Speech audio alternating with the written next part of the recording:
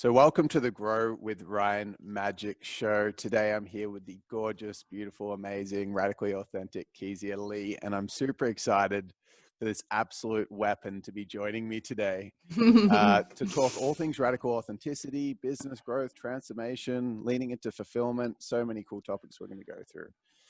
And one thing that came to mind when we're doing that eye gaze, nothing suspicious, was pleasure.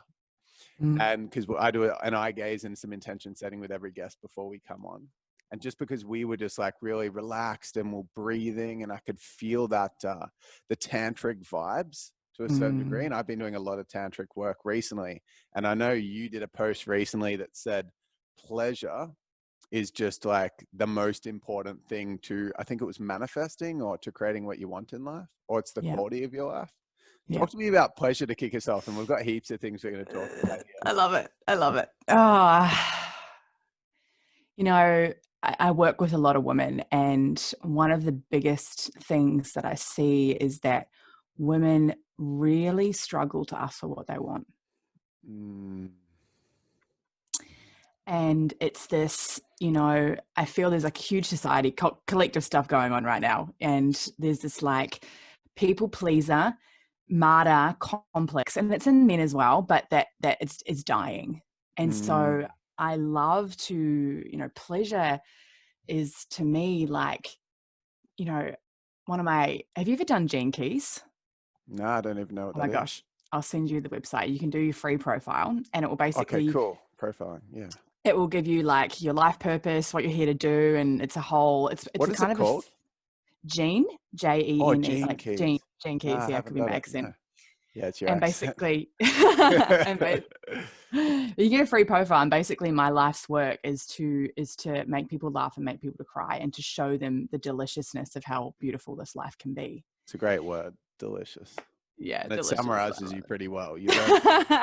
And you embody deliciousness. And you know what? I've already laughed a bunch since we've been on, and like really felt those joy vibes. But also when we're doing that eye gaze, sadness came up for me. And I think that what it was is because I was remembering back to when we met at the workshop that we were attending, and I was thinking back to like where I was at that kind of point in my life. And it was really sad because I did go through a really tough year, 18-month period where I was feeling really trapped and confused, and I was kind of halfway between one version of myself and the next kind of iteration of who I am. And it was a really sad time. And I don't think I've ever really given myself full permission to go, wow, it's actually been it's been a tough time for me. And so compassion came up, and you instigated that just with your, with your natural authenticity. So that's really interesting that both of those things I felt to be true already in our little chat so far. And like, and the correlation, what joy for me is like, and is finding joy in the sadness. Can you give any examples of like how you personally can get yourself to do it when everything in your body is just like wants to hold on to that pain body? It's just like, it's been a deep, I work with a lot of people around the emotions in the body and just surrendering, especially with the feminine. It's like, it is just to truly just surrender and be receptive. And so, the more, breath, sound, movement, somatic release that I've done, it's like, I know that I can be in a heap on the floor in so much pain, but it's just like, I've just created and developed, and through like ayahuasca and so many different modalities, just like, I can feel the joy in this, even though it's so painful. Kind of like being spanked. Exactly like that. It's like spanking in the real world, by processing emotion. Yeah, well, that's so interesting. Because it's like, oh well, I know it's we have such a disassociation that pain is bad. Where I actually think pain is so fucking beautiful. I love that. Yeah, I see the beauty in it and the joy in it. I'm just like, oh, the humanness to just be your fucking mess on the floor. Yeah, and I think what makes it ultra beautiful is the fact that it is a little bit rare now. like it makes it even more beautiful, because for me recently doing a lot of somatic release, and when we say somatic release, we mean expressing our emotions for whatever's authentically coming up and through, whether that means kind of like flicking emotion off, or screaming, or crying, or punching, or kicking, or shitting, or pissing, like any way that physically things are being released from your body.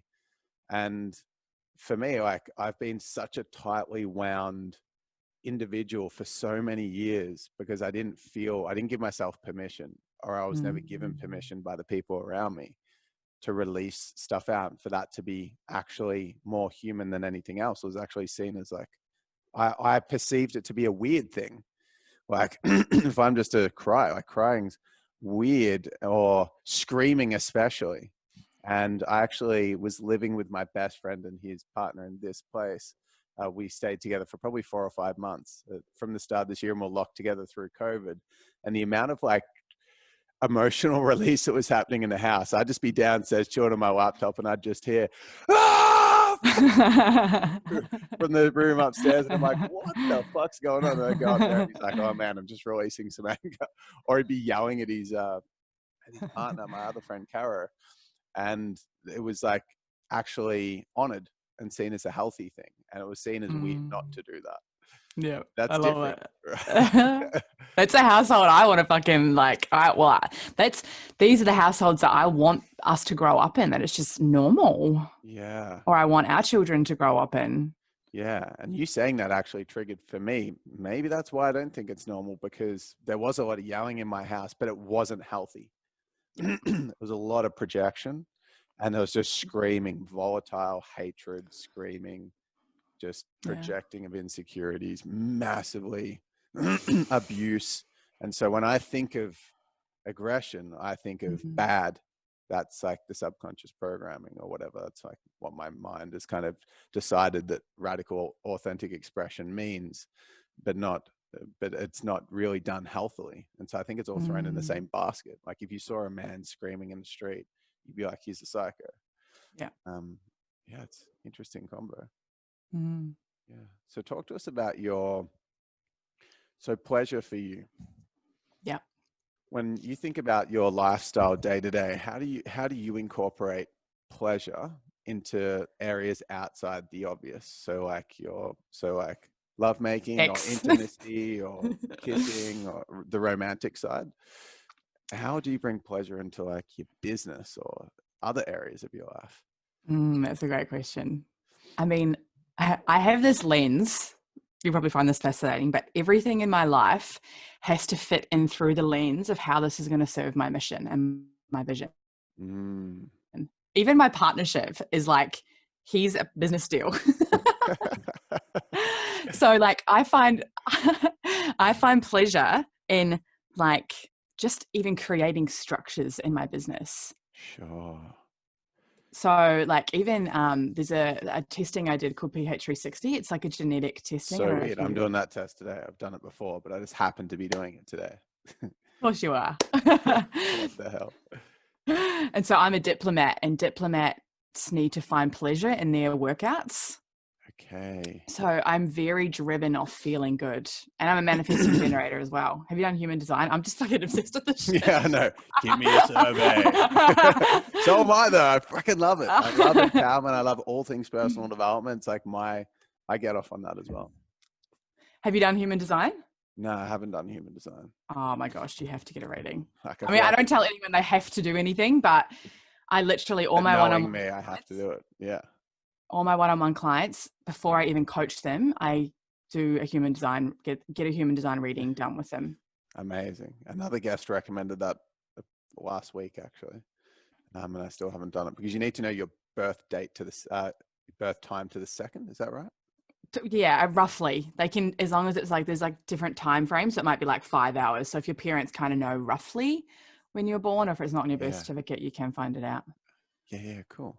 Okay, so with your human design, for you, you know that finding pleasure and feeling good is like a really important part for you to be productive and effective and keep showing up. Yeah.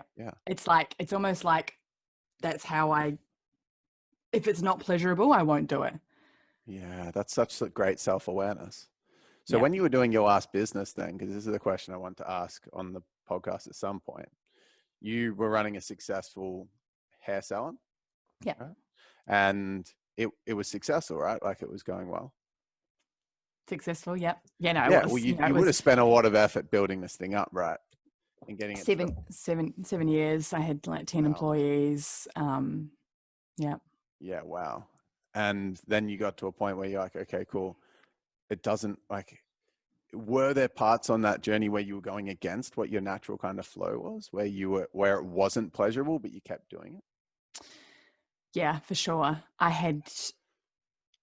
It was so in my identity, my whole world, like, from, 22 when I bought my business to 29, it was like, that was my identity. That was where my worthiness slide. That's where I'm going to buy a business and I hope my dad gives me validation for being successful. And I hope that I'll get love because I'm not good at other things or, like, okay, I'll show you, that was my big running thing. And it still is. I'll show you one. So fucking courageous to say what you said about the fact that this is where your self-worth lied, because very few successful entrepreneurs will be able to admit that. Very few entrepreneurs that haven't started doing the deep work. And I speak with a lot of these dudes like running my program where I work with successful entrepreneurs that they've all got their identity massively wrapped up in it, as do I. I'm just aware of it and most people aren't. And when they haven't yet bridged that gap of awareness to be able to go, oh no, this is actually why I'm driven this way. This is where my self-worth lies. I am conditionally loving myself right now. Before that happens, it's very difficult to be able to admit that and let it go. And yeah, it's crazy. I feel like you are about to step into, we're going to talk about you right now, but I feel like you're about to step into, like, you have done, like, and what you've already been through up until now, like, you are really going to be a pillar for men, I feel like. And your work of, like, the masculine side, the doing, how to create business, so you can appeal to them, but actually you're going to fucking fully open their consciousness and bring these men into, like, just next level being. And I feel like there's still some, like, and this conversation is perfect because you're like, you're doing this right now and you're nearly in your Saturn return. So 29. So it's like, you're about, the next few years are going to be fucking huge for you and your growth. Like, awesome. Exciting to hear. Thank you for saying that. I'm just like, I'm getting a transmission. I got to share it. Yeah, I really feel it as well. Like exactly how you described it, kind of like in the opening phase. Like I feel like I'm opening. That's where the process that I'm at, which is exciting, scary, anxiety, blah, blah, blah, lots of shit coming up, which is fun. That's what I asked for. Yay! Exactly. Probably could find more pleasure in it. You're probably a crusader in PH360. Yes. So crusaders, like, I'm so purpose driven. So you really struggle to get out of your mind. Yeah, crusaders are like the, victory kind of thing. And I feel like that's I think I was crusader, and what's the other one that's like the energizer or the one activator? Activator. Yeah, you could be on the cusp. I think I was both of them, but I'm not sure if I'm as much activator, which is like go, go, go, do, do, do. I kind of feel like I don't think I can do that now. And maybe that's because I'm still integrating from a little bit of burnout still. Maybe it still is me, but I'm just can't do it right now. But I'd be interested to see when I do the test today. I'll flick you my results and tell you. Yeah, I'd love to see. Yeah, cool. Yeah, thanks for mentioning that. You said something when you were talking about... Yeah. You said something when you were talking about what the business gave you before. And you mentioned that it gave you self-worth came from it. And you said that it also was like the prove piece. And you said, and it kind of still is a little bit. And this is what I love so much about you. And this is one thing that I struggle with massively. And when we were at the Preston and Alexi event, this epitomized where I was at, which was I'd realized that I was growing from a place of insecurity and that was my ego personality. And I'd realized that before I went to the event. Then I went into the event, but I hadn't yet really owned who I was. And so I was feeling, because what that did was it unearthed and exposed my lack of unconditional self-worth within myself. But I was aware that I was growing from insecurity and that I was trying to prove myself. And what I did was I started to shame that part of myself. And so I was actually like, the insecurity was saying, that's bad who you are. You need to change that. And so I was shaming instead of taming, and actually being like, okay, cool. At what point is this, like, naming and taming is what I kind of usually say, like, I can name it and then tame it only when that part of me that is kind of like my unique personality and whatever is becoming unhealthy and I'm suffering because of it. That's the only time it needs to be reeled in, so to speak. If it's being destructive to my own kind of sense of fulfillment, not, hey, you're broken and you need to be changed, or what the hell, you were growing from insecurity, like shame, shame, shame. And I feel like with you, one thing that I respect and admire and love so much is that you are so aware and you name who you are and you embrace who you are and you have that radical authenticity to say, this is who I am. And you drop little things that people would be thinking like, I love seeking attention. This is who I am. That's just who I am. And then as soon as because you're aware of that and you've named it and you're just like living in your radical authenticity, that's like true fullness, in my opinion. So I'd love to know any tips that you could give people around like how, and also just like some real tangible, visceral examples of telling the story of what it really looked like to get to that place. Because when I met you, you're in a similar place where you're a little bit confused as to, you were in your shell a little bit, and then you kind of started to blossom. And like what you were talking about with me opening at the moment was kind of where you were then. How did that legitimately look with that opening process and that learning to love all of you? Great question. I think, Bridge and Extreme, where we met, was such a, like, there really was a before Bridge and after Bridge. I've done a lot of work, but that workshop really highlighted the stuff that I hadn't, yet seen. And what was that? What hadn't you seen? I was running, the biggest mask was the looking good mask, the perfect mask, the trying to have it all together mask, and that was really, it was costing me, and especially since I was in high school, I had experienced bullying and I'd experienced not enoughness and I'd experienced being too bright or people not accepting me. It was like, I dulled myself down so much, I feel like, to fit in with other people. And, I kept getting tested. Like every time that I stepped into my success or my fullness, people would pull away or people would project their shit at me. So the universe was like, no, you can't be like that. You can't be like that. You can't be like that. And so from that workshop nearly 2 years ago, after selling my business, which was a few months before that workshop, it's just been, I've kind of just said, I'm going all in. And what that looked like for me is, even when I left my business, I sold my salon. Like I had no plan. I literally was like, I don't know what I'm going to do. Like everyone kept asking me. I was like, I have no clue. I'm like, I just want to be in the discovery. So like I gave myself permission for a year. Like I didn't create income in my business for 1 year to just play and see who I am. So it was like, I was prepared to face off with all of my shit and find out like who I was based on this, do ayahuasca, do all the plant medicines, do all the things to really uncover.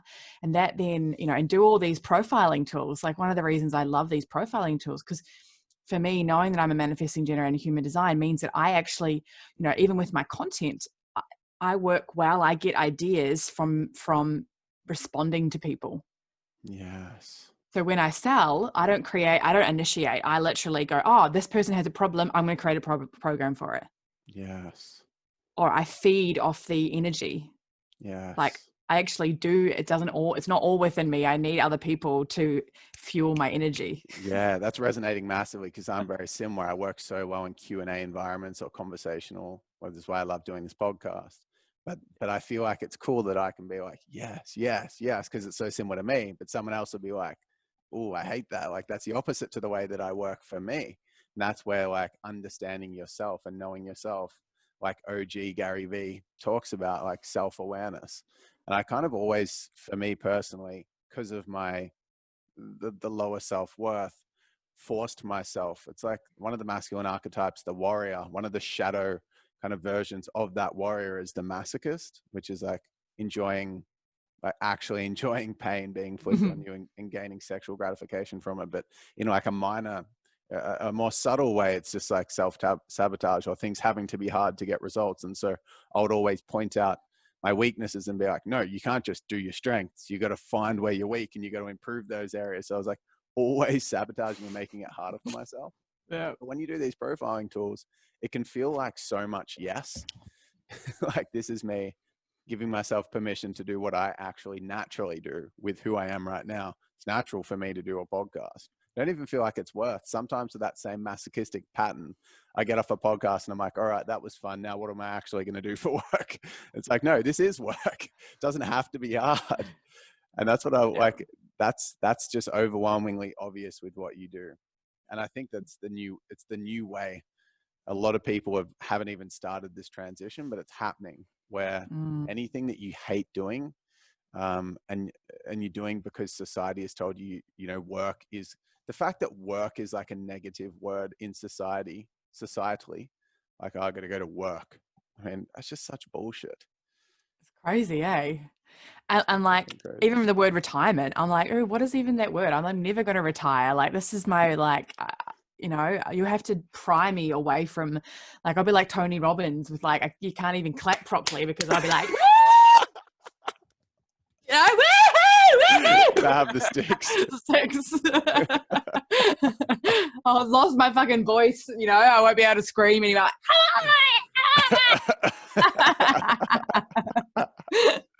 So true though. Because if you didn't get paid at all, you'd still be doing the same thing, right? Exactly. I think what I've learned too, and you'll know this because you've had the so-called societal success. We've had people look at us and be like, wow, they've got amazing businesses and they look really shiny and they're really good looking, and pedestaled the lifestyle that we perceived we had. But you and I both know that is not representation of happiness. Like Jim Carrey says, I wish everybody got to be rich and famous so they could know that it's not the answer. Yeah, totally. And there's that, unfortunately, I guess it's whatever, everyone's evolution, including ours.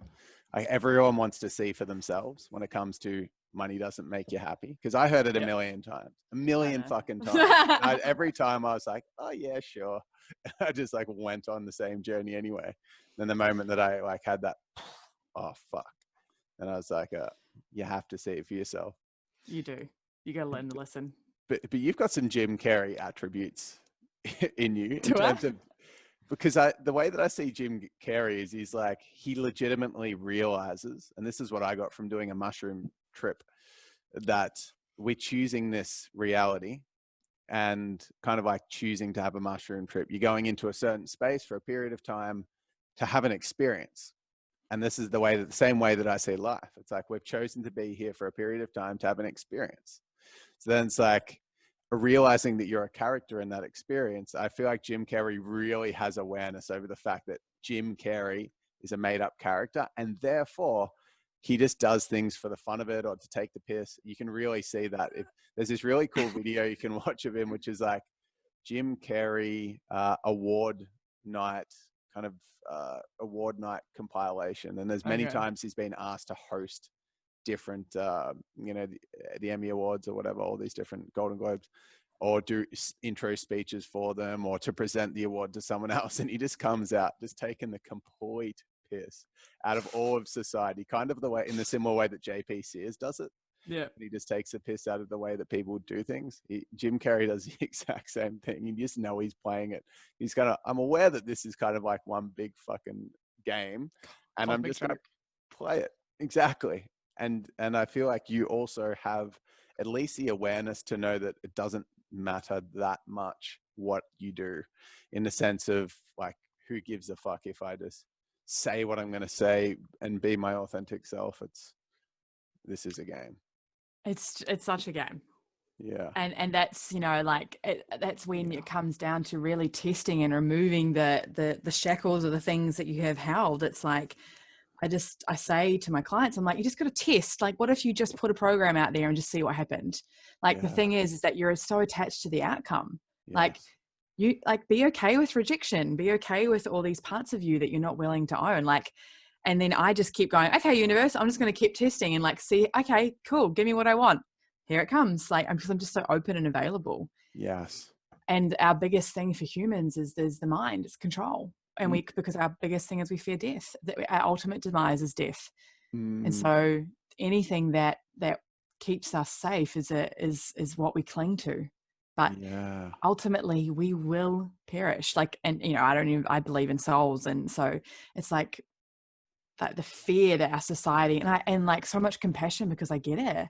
So many humans are experiencing this because it's their whole environment is just clouded in this blanket of fear, because it's on the news and it's through the parents and it's through their schooling and through their workplace. And I think, you know, we're in a really exciting time that Corona it's really lifted the veil, like, and people are really having to face off with their own shit. I mean, I think our industry is going to go through the roof because people are going to really experience a lot of breakdowns, and they want to spend their money instead of on the material shit. They want to spend it on stuff that actually helps to heal them. Yeah. Because for me, like when I invest in a coach, which I do all the fucking time, just like doing new stuff, like leaning into new edges, because I like the idea of feeling good. Like that's the most important thing to me. So when I invest in something, I want to feel good. And I realize that most of the transactions that I've made in the past had nothing to do with how good I was going to feel off the back end of that. It was more that control, like controlling the identity of the way that I think people perceive me, or the way that I think that I should be perceived, which is so fucking ridiculous. But you gave me a massive breakthrough there, actually. You gave me a breakthrough because you said that people are so attached to results and it comes back to control. And I had a realization in that moment that when I started winning, and I started, I think 9 businesses before winning, and winning was a business that I grew to multi 7 figures, whatever, big team. And that was successful because it hit. But if it didn't hit off the bat, I don't think it would have been successful. Meaning that because I got validation pretty easily after I did it, and I could only do, like, I only launched it with the agreement in my head that I was okay with it not going to plan for a couple of years. Like that was the kind of negotiation I made with myself. So I wasn't so shackled. I was like, all right, I can run a seminar and it doesn't have to go well. But I don't really feel that if that didn't hit, and I really struggled with that for a while, I don't think I would have been as resilient. And I think that's what's coming up for me at the moment, because I've got some stretches in the way that I'm showing up with my new business. It's like I'm back at that same stage, spiral wise, like new person, new evolution, whatever. But I'm going through similar things. And I think last time I didn't, like, there was lots of other things that I worked through, but I didn't have the space to work through my attachment and control over the results. And so I wasn't just like, whatever, I'm just going to do this stuff for fun. It was more like, you know, because I had this saying, it's okay to fail on you can fail on a micro or a macro scale. And if you're willing to fail on a micro scale, you won't fail on a macro scale. That's not always true. And what I mean by that's like, you could fail on a seminar, but you won't fail with your business. Like, but you could fail on your business. You could fail on both. And I think that's what I was most afraid of. And so that learning that I would give people, if you want to fail on a micro scale, you won't fail on a macro scale. If you're not willing to fail on a micro scale, then you will fail on a macro. Like, you're going to have one of the two failures. You could have both.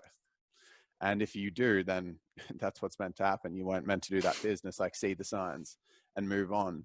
But I think for me, like, I still haven't fully been okay with something not working because of the control. It's still elements of my control that I need to and will benefit from just surrendering. So thank you for that realization. That's massive for me. Probably like the fear too of it not working again, or like, even though it was meant to, you know, there might be some subconscious patterning of like, if I go too big, you know, there's the risk of it all collapsing, and like that, the pain the associated with that. Yeah, maybe. Yeah, there's lots of different little dynamics in there. Exactly. Yeah, all for me, ones. it's almost like I like setting a really big vision, because then it's okay to still be on some point on the journey to it. Yeah. My biggest thing is the fear of failure, or the fear of losing control. But if it's like, well, my vision's this big, then if something fails in the short term, it kind of like makes this short-term failure okay. Yeah. In my head, because for me, naturally, at this stage of consciousness, like the thing that I can really feel that I'm about to work with is being okay no matter what. But it's still not that. Even though I've done 500 coaching sessions, being coached 500 times, spent over 500K on PD. This is a lifelong journey, but I'm really grateful for that clarity on that next. Yeah, the control. So what excites you most now? Like if you look at the way that you approach business, what part of that whole thing do you enjoy the most? Is there something you can be like, I just love doing a live. I love like the expression when I'm doing content. Or what do you love the most?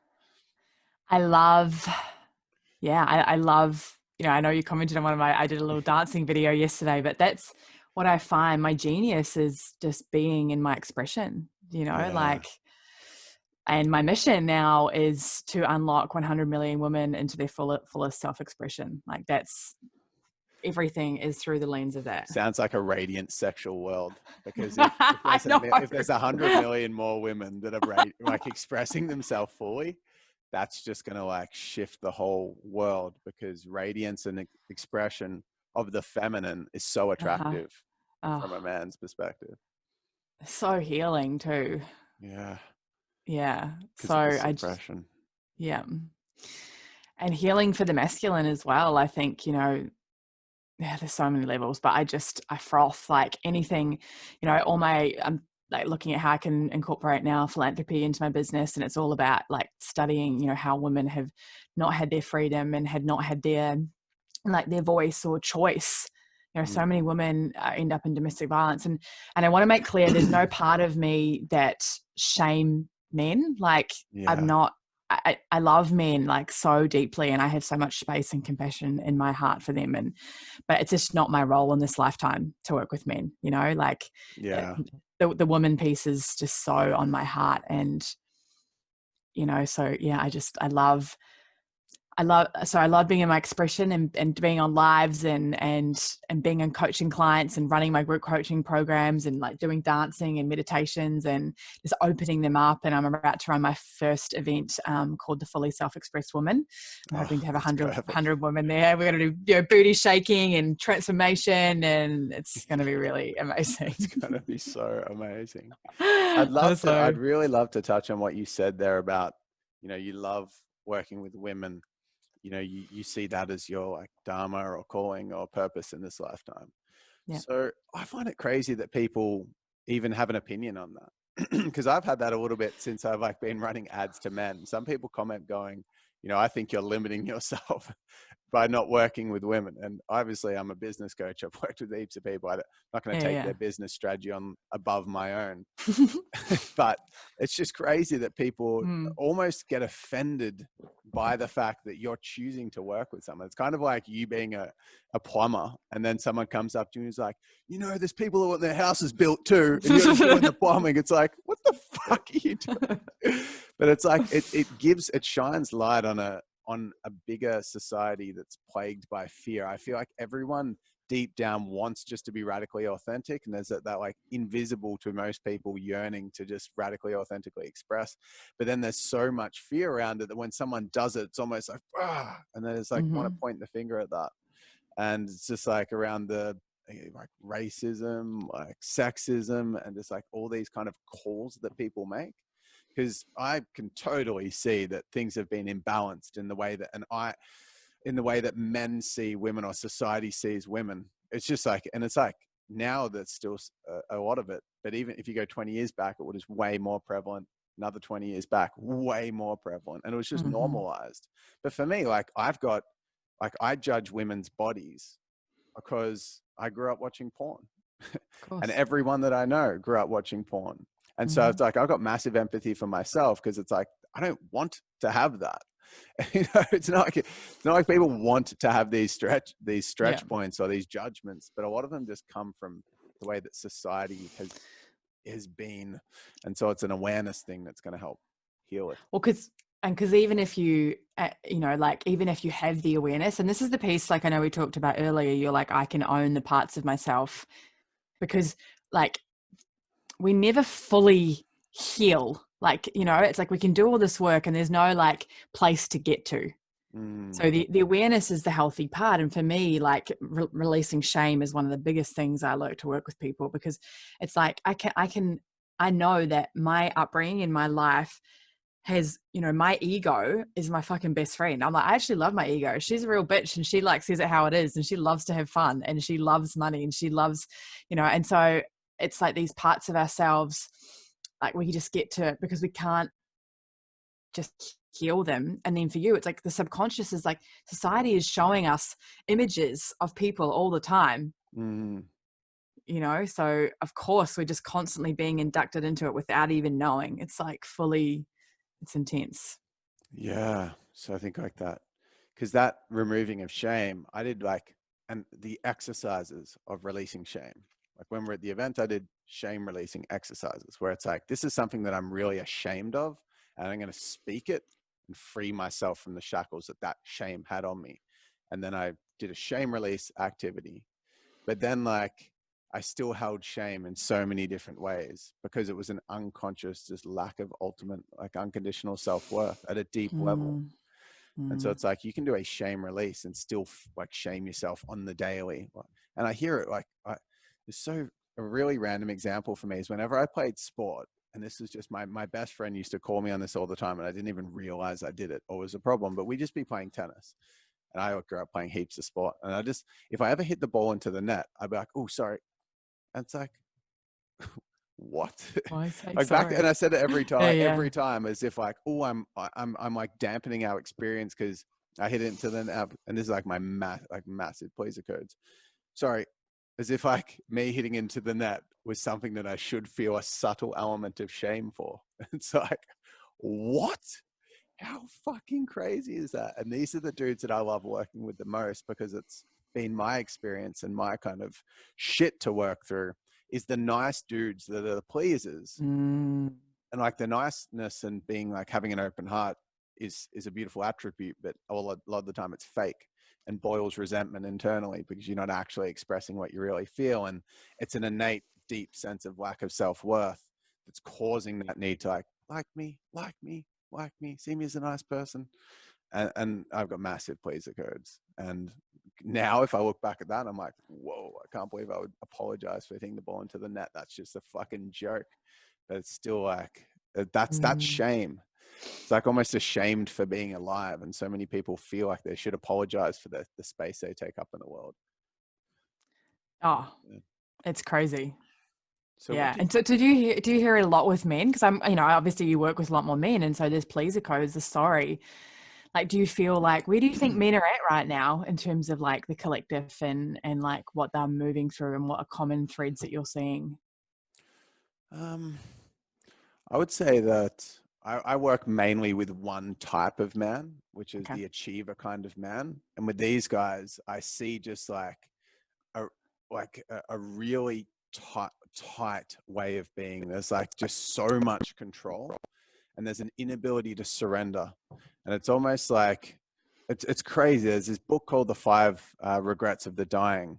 I'm not sure whether you've heard of it, but Bronnie Ware, which is a palliative care nurse that talks about, you know, when people actually got to the end of their life, these are the trends I saw and what they actually regretted.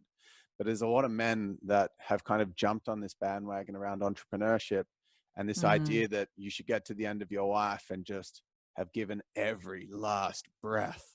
And it's like, and I legitimately thought, and people still talk about it. There's like, still like Tom Bailey, Gary Vee will talk, and people say it all the time still. It's not like full awareness on this, that, you know, I believe that when I get to the end of my life, I'm going to walk up and meet the man that I could have become. And it's like, I'm sorry, that's just fucking ridiculous, because then people are striving, like they believe that they need to give every single ounce of energy towards achieving more, when the 5 main regrets that have been like clearly documented by someone that's seen thousands of people on their deathbed is that, number one, you're living a life that others expect of you, not what's authentic to you, which is innately what these guys are doing. Like, I need to get to the end of my life because I want to appease these like thought leaders that I look up to and stuff like that. Or my dad told me I need to achieve more. It's not like, if you had 1 day left on the earth, you wouldn't be like hustling harder, you know, or a week or a year. It's just, as soon as you're confronted with death, it would change a lot. And then the next one's like working too hard. And another one, the 5 main regrets is fear of expressing yourself and saying what you really feel. Another one is not catching up with friends enough. Another one is not giving yourself permission to be happy.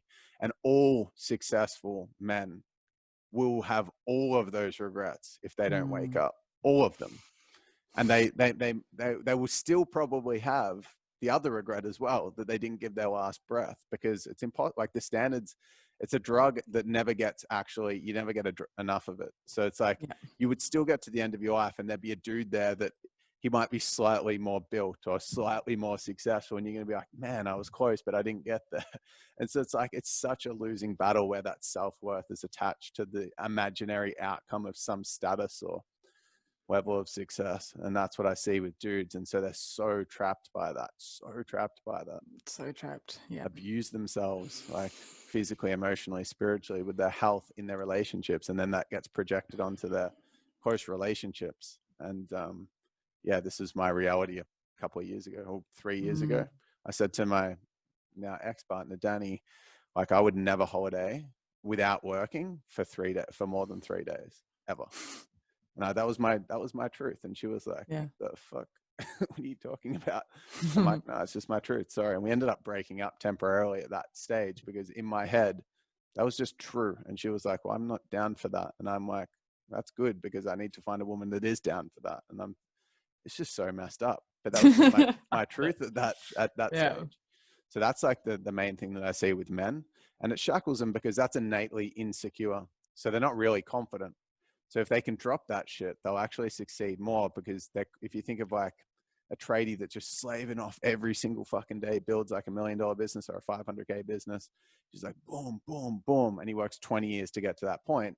If he took a year off and just got creative, he could make calls and grow the business so much faster with so much more intelligence, just by hiring, like you said, you hired a GM. It's because you know what you want to do and you know what you don't want to do. You know what your genius zone is. These dudes don't know. They just do everything because they're so controlling and so scared that they're going to lose what their whole life is dependent upon, that they can't leave it. They can't just fully surrender control. And that's what's going to enable things to grow really quickly. Like Jeff Bezos in Amazon, they've got 750,000 employees. I mean, if he had that same script at that same level, I mean, he'd struggle, because you can't fucking control 750,000 people. Because it's all wrapped up in the identity stuff. Even when I had my GM, like hired my GM, I for about 3 days, because I'd just come off the back of a launch, I had to like, because I'd been the one, even though I had, a marketing chick and a virtual assistant, I was still the flag in the ground, the holder of making sure shit happened. I had my pulse on, cool, is the email done, the launches, the this, the this. And now I had to actually go through, like, for like 3 days, I kind of grieved their identity. Like I went through like physical pain, because I was like, I actually have to let go now. Like I have to, like, I've hired her so that I can just be in my genius now. And it's like, okay, cool. I trust. So I get the grieving process. It would be so good if everybody just had a year off. Like even you, me, I look at even my partner. You don't even listen to this. I'm just like, so he's in that same, he's a crusader as well. He's so in the mind and trapped in that identity. And it's like, if everyone just had a year off and just killed or like tried business another way, I think they would just. Yeah, that's such an on point. Like that's so on point, because even a week off by yourself without doing anything will bring so much up. And I did that. I had a week off in Bali, and I just, after 3 days, I started crying. It's just a wedding. I realized I'd never given myself real permission to experience joy. And that took 3 days of doing nothing. I had no idea that was going to come up. I was thinking, this is the most boring holiday ever. Like, why did I get prescribed this piece of homework from a coach? And then it just all started coming up, because when we're busy, we don't create space for things to come up. And we like just keep stuffing down. And then as soon as space is created, things just come up for you to work through. So even a week or a month would be huge for people. And whatever because not everyone's got the same crap to work through, but whatever does need to be worked through will come up. That's a on point suggestion. Yeah. And I think also, because I did that to a certain degree, like I was just doing meditation courses and like maybe working 10 hours a month for at least a year. Just had this little business, and then I was kind of, and then transitioning back in when it felt right to business, being in the arena brought a lot up as well. So I feel like there's the two extremes. There's like complete space, and you kind of like monk in the woods, and you're not in the arena, so you don't really get triggered based on reality. And then there's, I'm just working so hard and so often, and even working, like, because for a man, going home and being a good partner is also kind of like part of a job. It's like a to-do list. It's a checklist. I want to be good here. I want to be good at work. I want to be good with my health. So everything is so, so adrenaline based. So yeah, having some time off is such an on point. So on point. So I've got a question for you. How do you recommend that people first start transitioning into radical, authentic expression? Like, where do they start with that? If there's someone listening going, okay, Ryan, I've seen some of your lives lately. They're pretty off tap. Like, I would not see myself up for that kind of thing, but I kind of want that confidence at the same time and that freedom. Keezia, I've just stalked your Instagram. You're a badass girl. I can see you just really letting loose. Like, I want to get there, but where the hell do I start? And what should the process look like? Like something that's so basic, but is so powerful. It's like, like a journaling thing, like journaling for a week every day. Like, what am I still doing every day that's not a full body fuck yes? I'm going to ask myself that question right fucking now.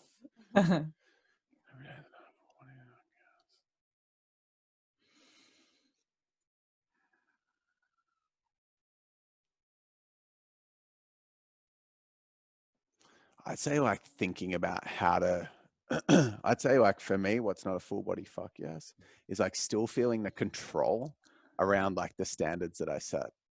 Because I've really had a huge broad brushstroke change in terms of I've got a list of I've got a set of 5 things I love to do, and I do my best not to do anything outside of that.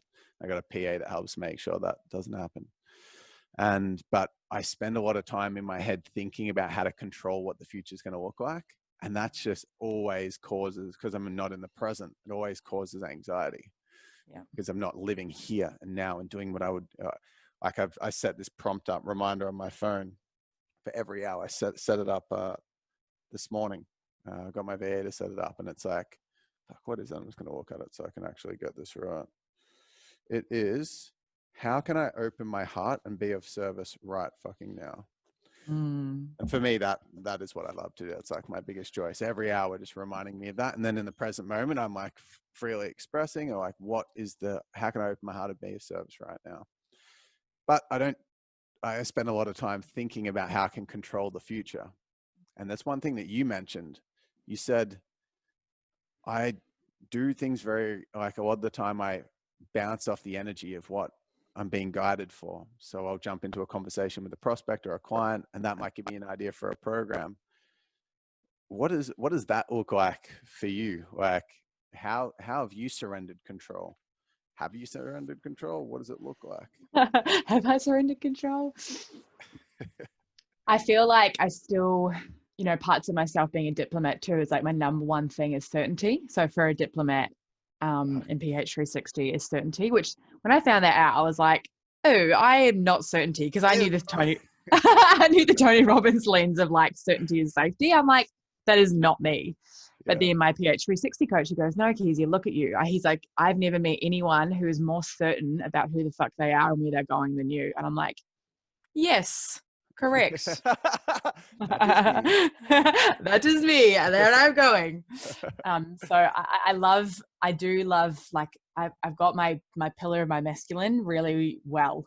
I'm really good. I have to know my diary. I have to know what's happening in my day. And I don't like things to feel, I've got this thing called decision fatigue. I don't want to have my head overwhelmed with all of the thoughts, because I like to just have things in order. That makes me feel like safe and grounded. Am I out of control? I think The biggest work for me is now really leaning into like the receptive of, and playing in magic, you know, and we've both incorporated a lot more magic into our work. It's like, even my last program, literally I barely did any marketing for it. And it was really about calling in, and I've got my altar specifically set up for this program. And I'm really playing in a lot more of like, you know, God and quantum, and speaking to the what's possible and just calling these people in. And it's all about my basis of my work is about being in my highest vibration. I love that, because my new last name is Magic, online last name. And I didn't realize at the time when I set that, but this year, one of my biggest intentions has been to incorporate more, what I call more sacredness in, which is essentially exactly what you're just talking about. So like, for example, doing the podcast episode, I could have been like, all right, I'm going to do this podcast. What are the best questions that I could ask? You know, I'm going to jump on, all right, Keezia, we've got an hour. Like, I could have seen it more as an achievement thing, like a task to tick off, but instead we have a great chat, we connect, you know, I leave it open just to enjoy the conversation, which for me is incorporating and do the intention setting in the eye gaze. It's more like centered around that. Like, I have my crystals around, and I'll pull like an oracle card just to spice things up and make it fun. I love it. Yeah, I'm like way up in that realm, and it's so true. It doesn't take much time to do, and it makes the whole experience completely different. It's like one you're in fight or flight, and the other one you're in enjoy. It's like, it is worth it to spend that extra couple of minutes for joy. Yeah. You know what, I've changed this year as well, because even when I started my business last year, this new business, I was still playing in the old way of do, have to work 14-hour days, have to work this. And this year is really coming into more receptive, more feminine, more surrender. And, you know, I value, like, I would never have valued space or joy or ritual. Like, I was like, nah, I'll do whatever it takes. I'll work weekends. I'll do this, you know, but now it's like, okay, I'll book a podcast, but like, I only book clients on these 2 days. Like, I don't just do sales calls on a Saturday because I should. Like, I'm like, no, I don't play that game anymore. Like, spaciousness and flow is like, I don't want to be rushing to my next appointment. How has it impacted your business results? Massively. As I said, like, I didn't have to do barely any marketing for my last program. My business. So tell us about, so people listening, because this is big for me as well. Yeah. So you have actually taken your foot off the pedal from an achievement workaholic perspective, and you have put more time into having space and rituals, sacredness, joy, like just doing shit you like doing, and not having to do anything. And it's actually grown your business. Yeah. That's what you're saying. So yeah. Well, that's fucking crazy. So tell us about that. How do you, like, why do you think that's happened, and how has it looked? It's looked, you know, I think from having the salon, the background for me is that a lot of solopreneurs, especially in this industry, get really scared about, because especially if they've never dealt with a lot of money, that they still live on like a paycheck to paycheck, week to week mentality. Yes. Where, you know, for me, I know what my basic human needs are, and, you know, maybe as I've gotten a bit more, I spend more, but I know that as soon as I feel the pressure, as I put the next hire in. So I'm really confident with stretching into, you know, like the possibilities. Like, cool, I know that if I've got a general manager, like, I can actually have 4 programs launched the rest of this year, and this is my quarterly targets. So then I'm not doing all that behind the scenes work. That's a big goal. That's like a really cool thing. I think that comes back down to the choice of business, because a business traditionally has one goal, and that's profit, and everything else feeds into profit. The culture's goal is retention, so you have higher profit because you got less HR expenses. Everything is based around optimizing for profit.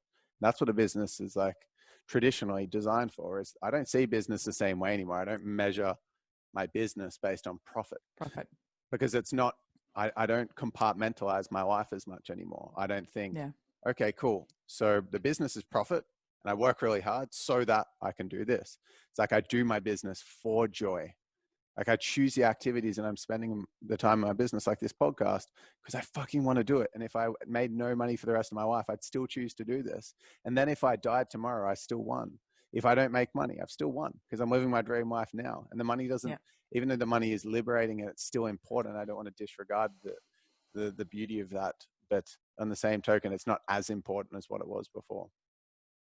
Money is just a resource from source for us to carry out our soul's mission. Say it again. All money is. Say that one more time. Money is just a resource from source for us to carry out our soul's mission. We don't own money. It's not ours.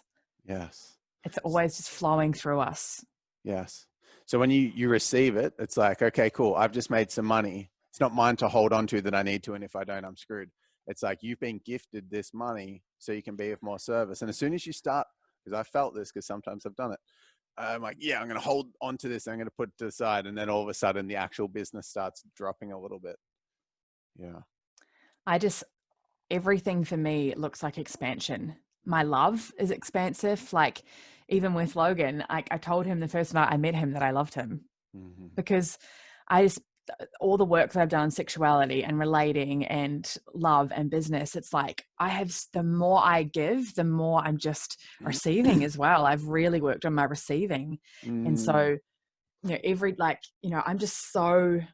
so open with my heart, but I still have my boundaries. But I'm like, every time I see that little Stripe payment come in and I'm like, oh, thank you, money. I love you. Thank you for allowing me to, have my soul's mission. I appreciate you. And I just have the intention that the right opportunities, I'm like looking at ways to diversify now and, to build my wealth. And my wealth is just so that I can fulfill out my philanthropy goals and, which is my mission. My whole life is my mission. 100 million fully self-expressed women. That's how I view everything. Yeah. And that's like, why is a really big distinct thing to highlight there. It's like now I'm setting up a portfolio, but your why. I'm doing it to help my philanthropic goals. And it's just like, cool. The why is important. Because for me, if I don't have a why, I just can't, I just don't do things. In fact, like I'm such like a big picture sort of person. If one of the teams is like, hey, can you do this and do this? If I don't understand why, I just can't, I can't even get myself, even if it's something small, like, hey, just respond to this person. I'm thinking, how does that fit into what we're doing? Like, do I actually have to do this? Like, why do I have to do it? And then once I understand why, it's like, okay, cool, boom, then I'll do it. So the why is like so important for me. Yeah. Something like the very last interview that I did was with a relationship coach and dating coach who was saying the importance of taking things slow when you start dating someone. Then you're talking about saying I love you on the first date. And the reason why I think why that's completely above board, who is to determine that? No one can choose Keezia's board, but the reason I think that can be really empowering for you is because you're willing to trust and ride the whole wave, meaning that if the wave's high and you embrace the height, if and when or whatever it crashes, you also embrace the crash. You're not so fucking attached to it that if it was to, like, for example, if you and Logan were to become less relevant together in a romantic partnership, you'd also embrace that. Which like it sounds, it's just fucking awesome. It's really rare, and it's a great sign of freedom, because you're not stuck in your head going, if this doesn't work, I'm screwed. It's like, I'm actually going to leave this up to the universe to see what happens. Yeah. It's just, it's so magic because it's like everything just works. And I just always, my intention is every day is just like, show me the way, show me the way, show me the way. And I'm just being led. It's like, the third level of consciousness is like working through me. Yes. And so nothing, like you can take everything from me. Like if God chooses to take everything from me, I'm like, cool, that's my lesson. It's such an empowering way to live because you find the gift in everything. Yeah. So amazing. Everything. So one thing I just want to get some more practical tips for you, just because it's what I see is your genius, and one thing you're just an amazing, powerful leader with, and that is your ability to express radically, authentically, radical authenticity. And you mentioned, like, I said, what does it look like for you? You said, cool, I'm hiring people every time I feel kind of like, all right, maybe I'm crossing questions here. I'm just going to ask a question so I can just go blank canvas. Perfect. So blank That canvas. happens to me all the time. Yeah, appreciate it. So blank canvas is, what would you recommend that a listener or a viewer do if they want to become more radically authentic? So yeah, writing down the full body fuck yes things and What seeing isn't and that?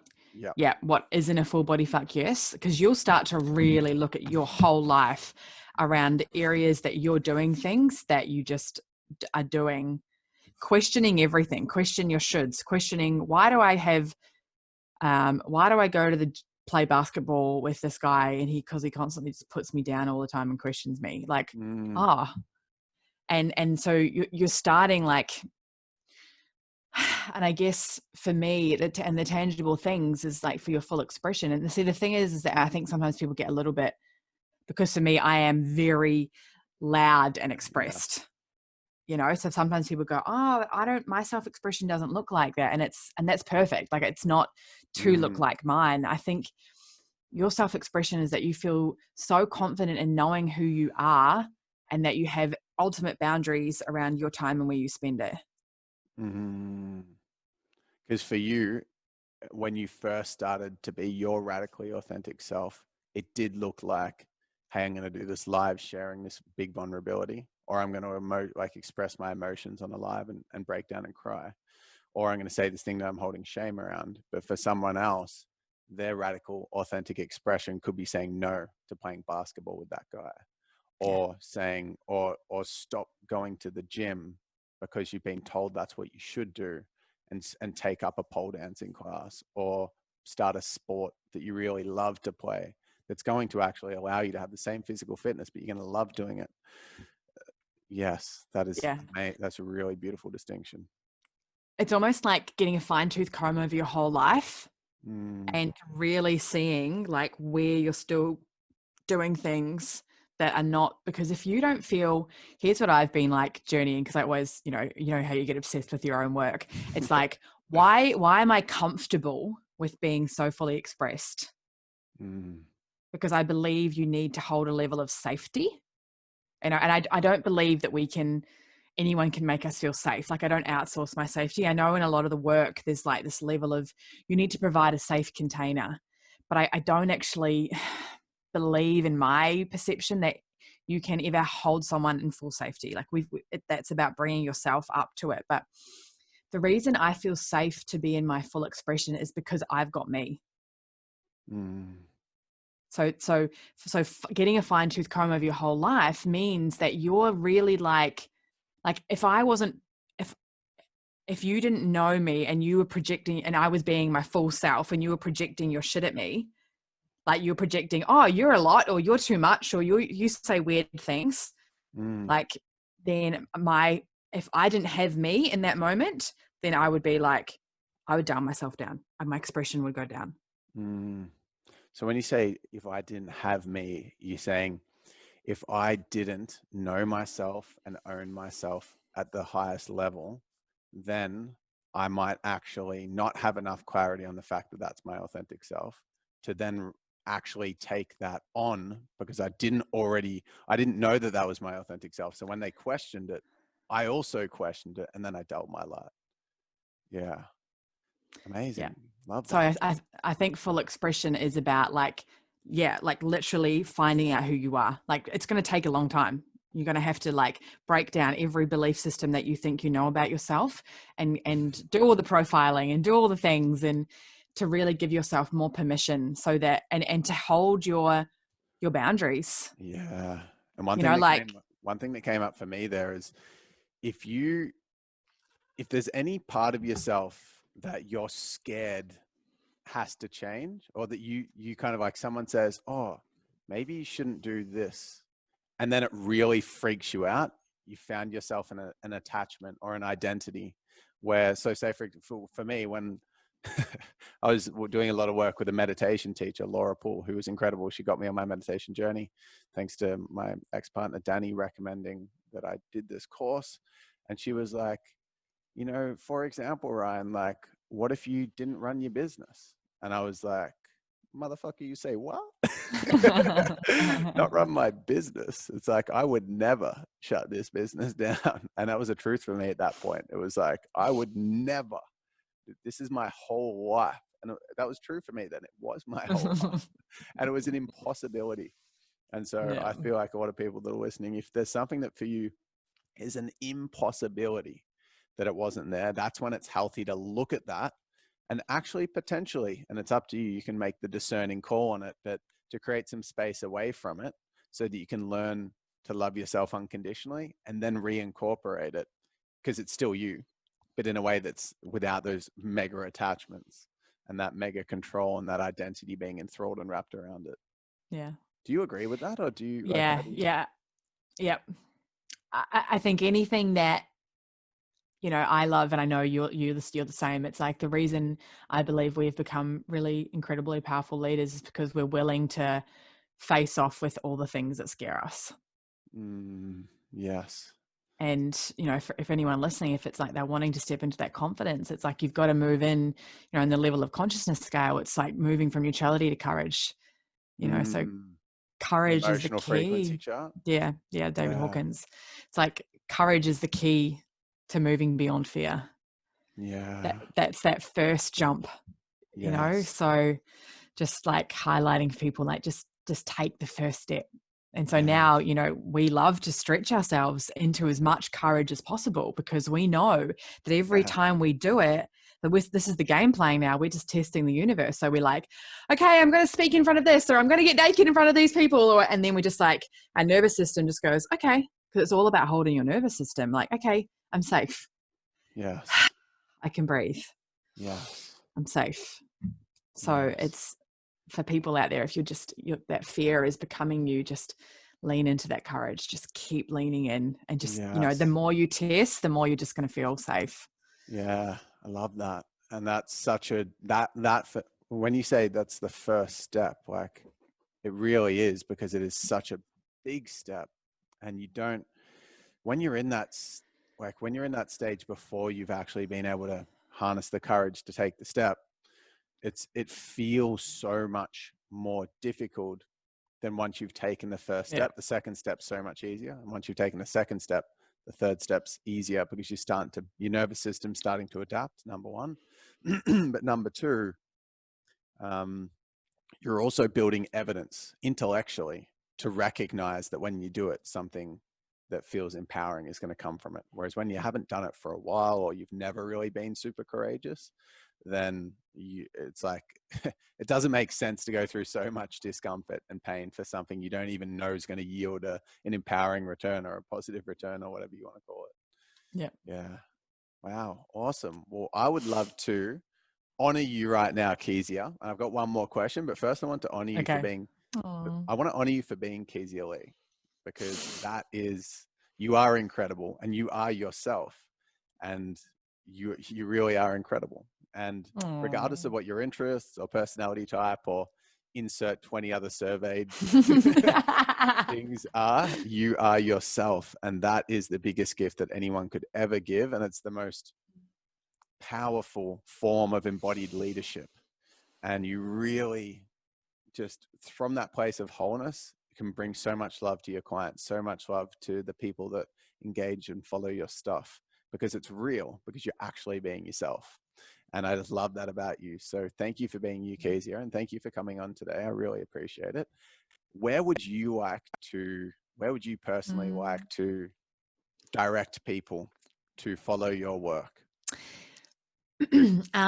So yeah, you can follow me on Instagram, on Facebook. I have an incredible, if you're a woman and you're listening to this, I have an incredible group called Magic Women's Business. So maybe Ryan, I can send him the link to that. Yeah.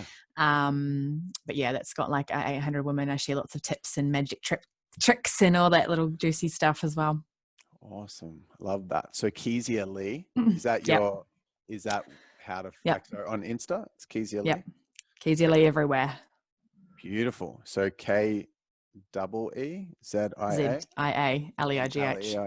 Yep. Amazing. Yep. So I really want to encourage everyone because Insta is where we post the most of these, and we'll post some mini clips and stuff of this episode, to jump on Insta and follow Keezia Leigh, and then send her a message and tell her what you got from the interview. Just if you want to drop a thank you or a love heart, or just do it. Connect with with Keezia, and I recommend this for all of my guests and interviews, because a lot of people think, well, you know, this person's on a podcast, they're obviously really busy, blah, blah, blah, blah, blah.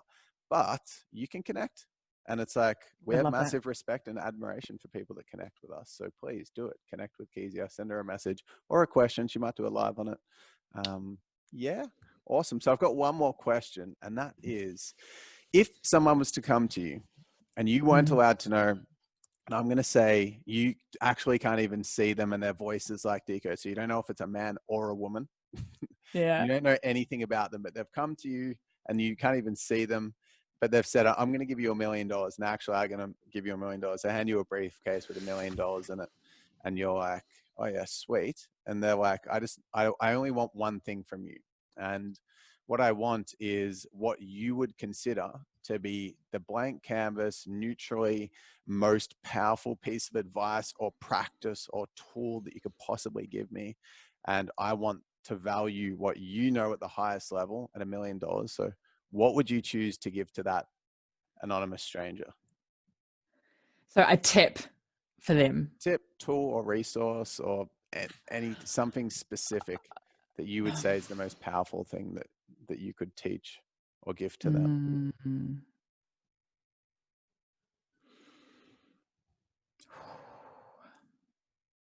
So many.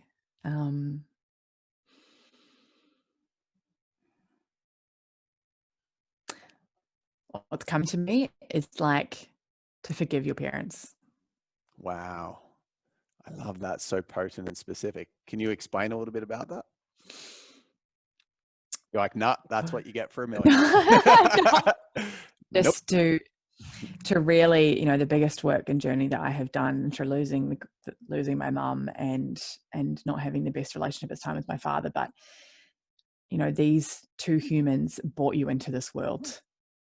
And so if you can just see the human and the little child in them and forgive them, I promise you that your life will continue to unravel in the best fucking possible way if you just heal that relationship. I love that. And pretty much all of who we are in terms of our personalities, our shit, our traumas come from our parents as well. Our belief systems, a map of the world, like everything. Yeah. So that can be a really tough one for people, but very liberating. Thank you for sharing that. And I know, like with my mum, you know, $1 million is not going to bring her back. So if someone needs to hear this right now, it's like, make the effort. Can you say that last bit again? Massive effort. Like make the effort. Make the effort. Yeah. Beautiful. Amazing, Keezia. Well, thank you so much for coming on. I've had an absolute blast. Love you. Me too. Love you too. See ya. See ya.